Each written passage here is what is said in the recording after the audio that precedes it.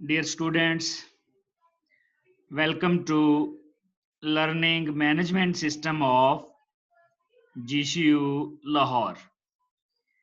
Dear students, आज से हम स्टार्ट करने जा रहे हैं nuclear magnetic resonance spectroscopy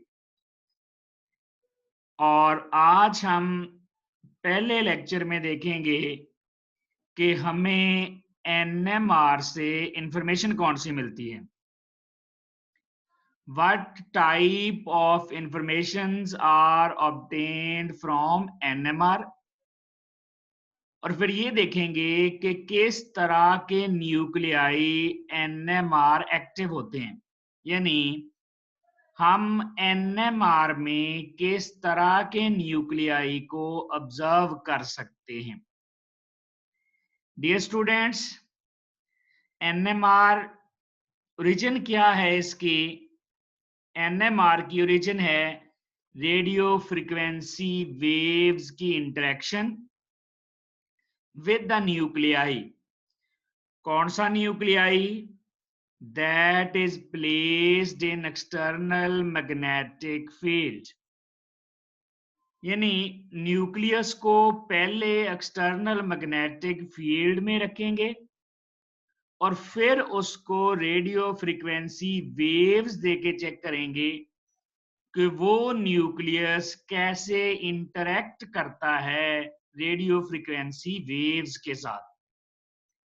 nucleus external magnetic field provide किया उसको और उसके बाद उसको रेडियो फ्रीक्वेंसी वेव्स देके इंटरेक्शन चेक करनी है कि जब एक्सटर्नल मैग्नेटिक फील्ड अप्लाई करते हैं तो वो कैसे इंटरेक्ट करता है रेडिएशंस के साथ.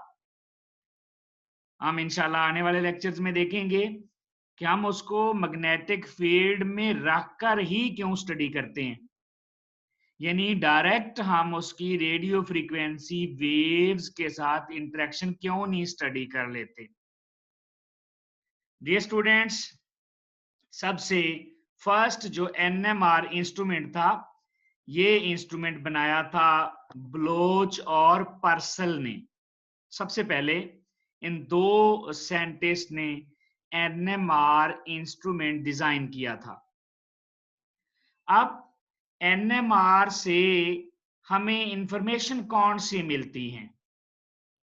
NMR, डियर स्टूडेंट्स, ऐसी वर्सटाइल टेक्निक है कि ये एक सिंगल टेक्निक भी सफिशिएंट होती है स्ट्रक्चर डिटर्मिनेशन के लिए. यानी हम सिर्फ NMR से ही आइडिया लगा लेते हैं स्ट्रक्चर का. ये इतनी प्रोडक्टिव टेक्निक है. कौन कौन सी इंफॉर्मेशन मिलती है? Number 1, number of types of protons. हमें NMR से पता चलता है कि number of types of proton, ये सबसे कॉमनली यूज्ड NMR है प्रोटॉन NMR, जिसमें हमें पता चलता है कि किसी भी कंपाउंड में प्रोटॉन कितनी तरह के हैं. प्रोटॉन यानी हाइड्रोजन कितनी तरह के हैं. प्रोटॉन हाइड्रोजन आयन को ही कहते हैं, हाइड्रोजन को ही कहेंगे क्योंकि उसमें एक ही प्रोटॉन होता है. तो पहली बात, हमें number of types of proton पता चलेंगे NMR से. कैसे? जितने NMR के सिग्नल आएंगे उतनी तरह के प्रोटॉन होंगे.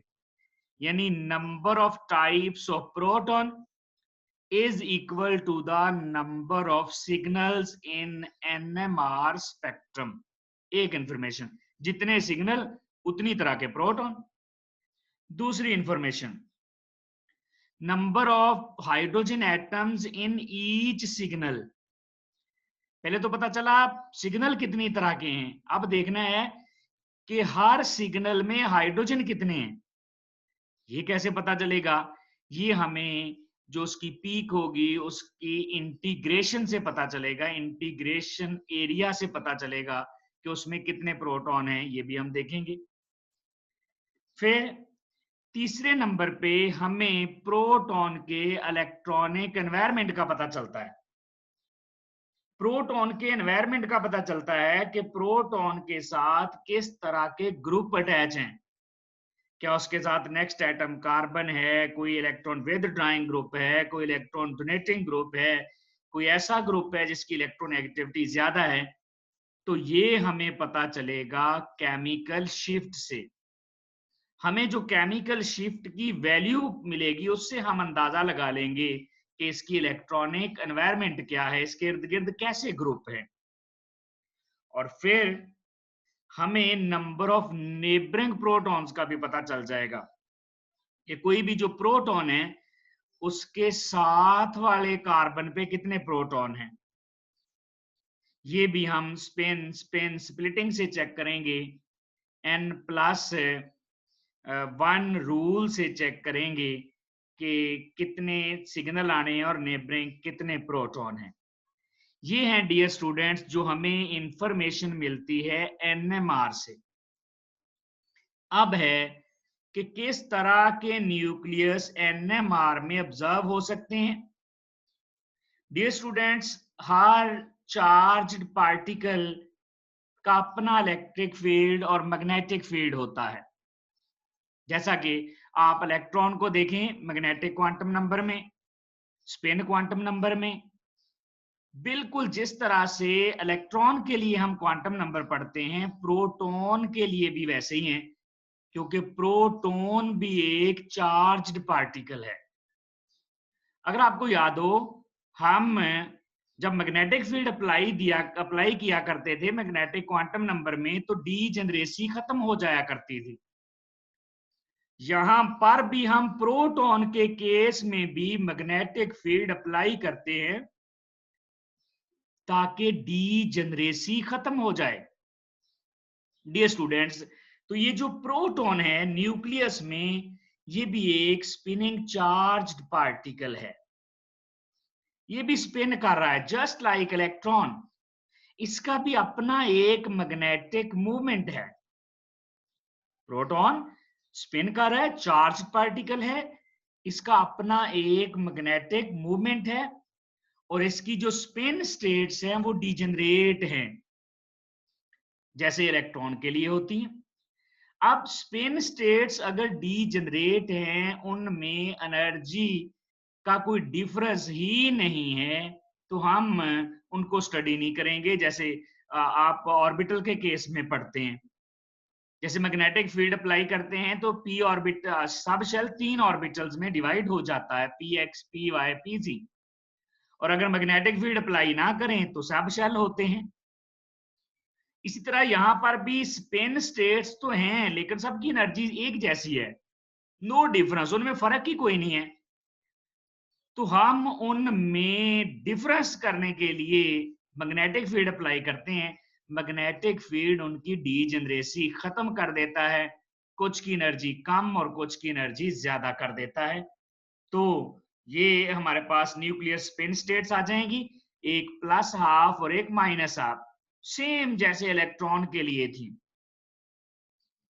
और ये कब आएंगी? डीजेनरेसी जब खत्म होगी। और डीजेनरेसी कब खत्म होगी? जब हम मैग्नेटिक फील्ड अप्लाई करेंगे। अब ये 2 तरह की होंगी, कुछ स्पिन जो align with the magnetic field, जो मैग्नेटिक फील्ड की जो फ्लक्स लाइंस है उनके साथ अलाइन कर जाएंगी, उनकी एनर्जी कम होगी, वो लो एनर्जी वाली होंगी और उनको +½ से शो करेंगे। और जो मैग्नेटिक फील्ड को ओपोज करेंगी वो -½ से शो करेंगे। जैसा कि देखिए हमारे पास 2 तरह की स्पिन स्टेट्स, ये वाली, ये एक्सटर्नल मैग्नेटिक फील्ड की डायरेक्शन है, ये अप्लाइड मैग्नेटिक फील्ड की डायरेक्शन है, ये नीचे से ऊपर को एरो जा रहा है, और ये रिलेटिव एनर्जी है। अब देखें ये जो प्रोटॉन है अगर इसके साथ अलाइन कर गया, अगर ये मैग्नेटिक फील्ड की डायरेक्शन में ही हो गया, तो फिर इसको हम +½ से लिखेंगे। इसका मतलब है जो एक्सटर्नल मैग्नेटिक फील्ड है B0, एक्सटर्नल मैग्नेटिक फील्ड और प्रोटॉन का मैग्नेटिक जो मूवमेंट है वो आपस में अलाइन कर गए हैं। अगर अलाइन कर जाएंगे तो स्टेबिलिटी ज्यादा होगी और एनर्जी कम होगी। इसमें ऑपोजिट में देखें इसके कि अगर वो अपोज कर जाए, ये अप्लाइड मैग्नेटिक फील्ड की डायरेक्शन है, अगर ये इसको अपोज कर जाए, इसका मतलब है जो एक्सटर्नल मैग्नेटिक फील्ड है और जो इलेक्ट्रॉन, जो प्रोटॉन का मैग्नेटिक मूवमेंट है, वो एक दूसरे के ऑपोजिट डायरेक्शन में है। तो फिर इस स्टेट की एनर्जी ज्यादा होगी और इसको -12 से शो करेंगे। इस तरह दोनों के दरमियान ये एनर्जी का डिफरेंस आ जाएगा, इनकी डीजेनरेसी खत्म हो जाएगी। लेकिन होगी कब? जब मैग्नेटिक फील्ड अप्लाई करेंगे। अगर मैग्नेटिक फील्ड अप्लाई नहीं करेंगे तो दोनों की एनर्जी एक जैसी होगी। इसी तरह डियर स्टूडेंट्स, अब हम देखते हैं कि किस तरह के न्यूक्लियाई हैं जिनमें डीजेनरेसी खत्म हो जाती है, किस तरह के न्यूक्लियाई हैं जो NMR एक्टिव हैं। तो नंबर 1 केस है हमारे पास, अगर इवन एटॉमिक नंबर हो और इवन नंबर ऑफ न्यूट्रॉन्स हो। डियर स्टूडेंट्स, एटॉमिक नंबर क्या होता है? एटॉमिक नंबर होता है नंबर ऑफ प्रोटॉन्स। तो मैं दूसरे लफ्जों में कह सकता हूं, अगर प्रोटॉन भी इवन हूं और न्यूट्रॉन भी इवन हूं, दोनों ही इवन हूं, अगर दोनों ही इवन हूं तो ये पेयर अप हो जाएंगे, प्रोटॉन की स्पिन्स भी पेयर्ड हो जाएंगी और न्यूट्रॉन स्पिन भी पेयर्ड हो जाएंगी। डियर स्टूडेंट्स, जैसा हम जब इलेक्ट्रॉनिक अरेंजमेंट करते हैं, जब इलेक्ट्रॉनिक कॉन्फ़िगरेशन करते हैं, इलेक्ट्रॉन्स की कॉन्फ़िगरेशन करते हैं, तो वहां पर भी हम देखते हैं जब एक ही ऑर्बिटल में 2 इलेक्ट्रॉन आते हैं तो उनकी स्पिन ऑपोजिट होती है। जो वहां रूल रखते हैं, जैसे पॉली एक्सक्लूजन प्रिंसिपल है, वहां अप्लाई होता है इलेक्ट्रॉनिक कॉन्फ़िगरेशन में, यहां भी अप्लाई होगा। अब कितने प्रोटॉन हैं? 6 अगर इवन है, कोई भी इवन प्रोटॉन है तो वो पेयर अप हो जाएंगे 2 2 2 और एक दूसरे की स्पिन को कैंसिल कर देंगे। इसी तरह न्यूट्रॉन भी इवन है तो वो भी एक दूसरे की स्पिन को कैंसिल कर देंगे। अगर एक दूसरे की स्पिन को कैंसिल कर देंगे तो उनकी न्यूक्लियर स्पिन 0 आएगी। बिल्कुल ऐसे ही जैसे हम इलेक्ट्रॉन के लिए करते हैं कि अनपेयर्ड इलेक्ट्रॉन ही कोई नहीं है। अगर अनपेयर्ड इलेक्ट्रॉन ना हो तो मैग्नेटिक फील्ड की तरफ कोई अट्रैक्शन नहीं होती, हम कहते हैं ये डायामैग्नेटिक है। और अगर अनपेयर्ड इलेक्ट्रॉन हूं तो हम कहते हैं पैरामैग्नेटिक है, अट्रैक्टेड बाय मैग्नेटिक फील्ड। यहां पर भी वही कुछ है, ये पेयर्ड है तो स्पिन ही नहीं है, स्पिन नहीं है तो मैग्नेटिक फील्ड का कोई इफेक्ट ही नहीं होगा, न्यूक्लियर स्पिन 0। इस तरह के न्यूक्लियस हो सकते हैं। ऐसे न्यूक्लियस NMR में इनएक्टिव होंगे, इनविजिबल होंगे, हम नहीं देख सकते। जैसे कार्बन 12 है, इसका एटॉमिक नंबर 6, इसका मतलब है प्रोटॉन 6 हैं, 2-2 करके पेयर अप हो जाएंगे। और इसमें न्यूट्रॉन भी 6 हैं। न्यूट्रॉन कैसे निकालते हैं? मैस में से नंबर निकाल दें तो वो भी पेयर अप हो जाएंगे।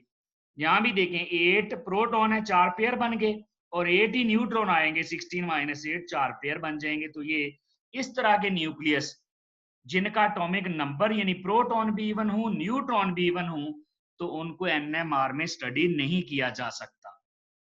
इसी तरह अगर हमारे पास न्यूक्लियस हो ऑड एटॉमिक नंबर वाला और ऑड ही न्यूट्रॉन, यानी प्रोटॉन भी ऑड हो, एटॉमिक नंबर क्या है? प्रोटॉन, प्रोटॉन भी ऑड, न्यूट्रॉन भी ऑड, तो फिर स्पिन एक दूसरे के साथ पेयर नहीं होंगी, कोई एक बच जाएगा अनपेयर्ड लास्ट में, न्यूट्रॉन भी और प्रोटॉन भी। इसका मतलब है इसकी स्पिन नॉन जीरो होगी, और अगर नॉन जीरो होगी तो हम इसको NMR में स्टडी कर सकते हैं।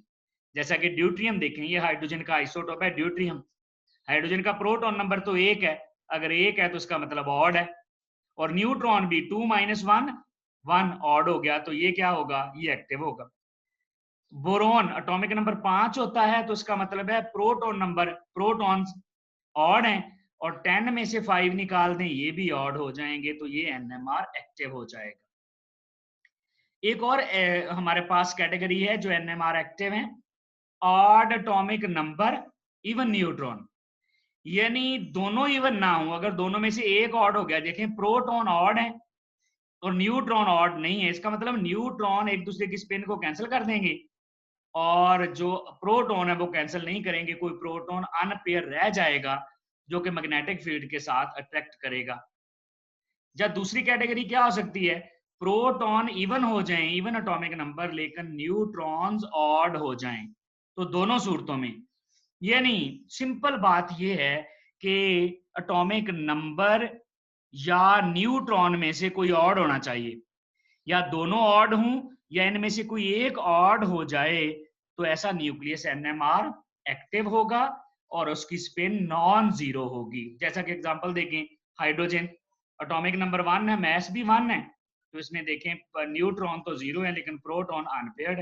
कार्बन 13 प्रोटॉन 6 हैं, तो 6 का मतलब क्या है, प्रोटॉन प्रोटॉन तो इवन है लेकिन इसमें न्यूट्रॉन निकालें 13 - 6 कितने आ जाएंगे, 7, तो इसमें न्यूट्रॉन ऑड है।